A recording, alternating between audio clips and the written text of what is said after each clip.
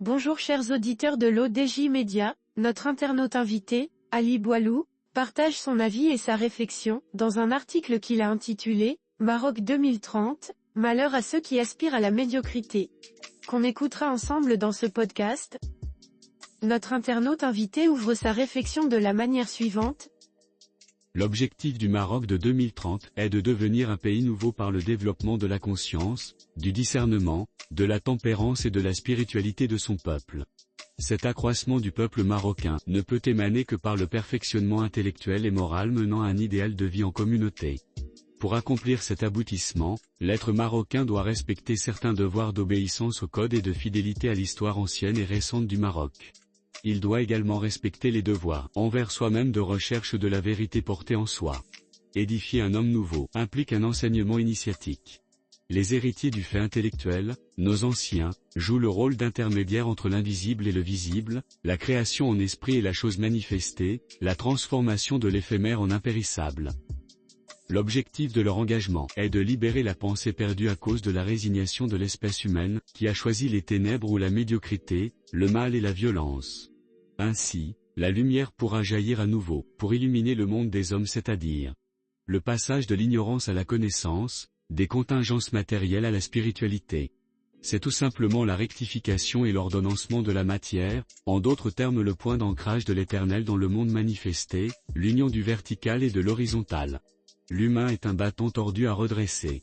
L'ordre et la rectitude permettent de mettre en perfection ce qui est imparfait à condition d'agir, et de ne reconnaître qu'une seule autorité, celle de la pensée morale voire moralisante.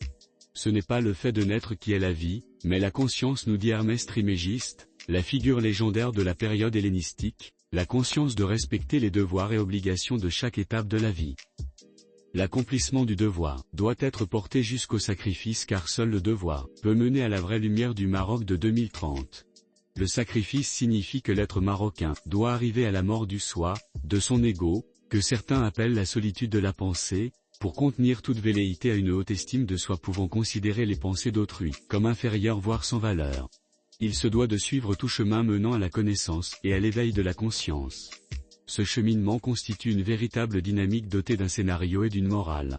Le scénario consiste en une transformation radicale de l'essence même de l'être marocain par une philosophie perfectionniste, transcendant les réflexes néfastes de résistance au changement.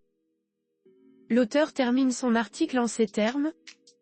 La morale consiste à faire naître ce qui est et ce qui n'est pas encore, puiser le feu créateur pour créer, et ne jamais cesser de le faire, afin d'édifier le Maroc de 2030 en son âme et conscience.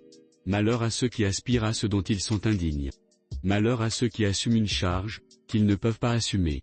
Et malheur à ceux qui acceptent légèrement des devoirs et qui ensuite les négligent. Ces injonctions sont formelles et ne laissent nullement la place au doute ou à la tergiversation. Un devoir doit être accompli parce qu'il est le devoir tout simplement et parce que le devoir est la grande loi de l'innovation, qui selon l'éminent physicien philosophe des sciences, Étienne Klein, a définitivement remplacé le progrès. Se renouveler en permanence, en restant alerte et déterminé pour accomplir son devoir, est la seule manière de retrouver la pensée morale, colonne vertébrale de la lumière, qui illuminera le Maroc de 2030. Rédigé par Ali Boilou. C'est tout pour aujourd'hui sur R212. On se dit au prochain podcast de nos internautes invités, restez à l'écoute pour plus d'actualités. Et merci de nous avoir écoutés, à très bientôt.